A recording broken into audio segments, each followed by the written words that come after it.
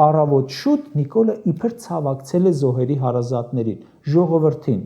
Իր վարկածն է ուղղորդել իրավապահներին ու գրել է. մանրամասն պետքա վերլուծվի, թե կանխարգելիչ ինչպիսի գործողություններ պետք է կատարվեին։ Փարաքարում բռնությունների շարք թույլ չտալու համար։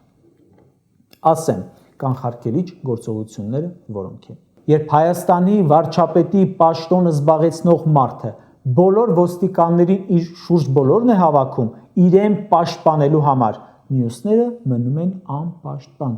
Նիկոլ Փաշինյանը, այն որ ասում էր հլու հնազանդ կկանգնեմ գնդակահարության պատի տակ եւ այլն, Հայաստանի ամենապաշտպանված մարդն է, իսկ Հայաստանի Հանրապետության քաղաքացին պաշտպանված չէ անգամ իր տան շեմին։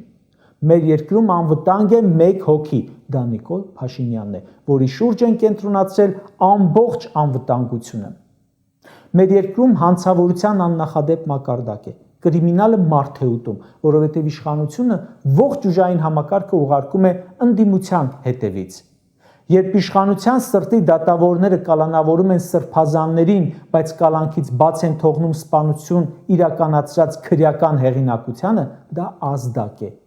Ընդդիմադիր համայնքապետին սպանողը, որ չբացահայտվի, դա իշխանության համար կարևոր չէ, անհանգիստ չեն, իրենց համար կարևոր է, հանգիստ են իրենց զգում, կոմֆորտի մեջ են, որ Բագրատ Սրբազանը նստած է, Արթուր Սարգսյանը նստած է, Միքայել Աչապահյանը նստած է, Սամվել Կարապետյանը նստած է, մյուսները, բողոքի ակցիա անողներն ու կազմակերպողները նստած են։ Հանգիստ են սրանք, որ փողոցում աղմուկ չկա, քաղաքական թեմայով բողոքի ցույց չկա, այդ դա իրենց համար կարևորն է, թե չէ մարդ սպանեցին իրենց համար ինչ, որ Նիկոլը 5000-ին տարավ մահվան, ով արեց,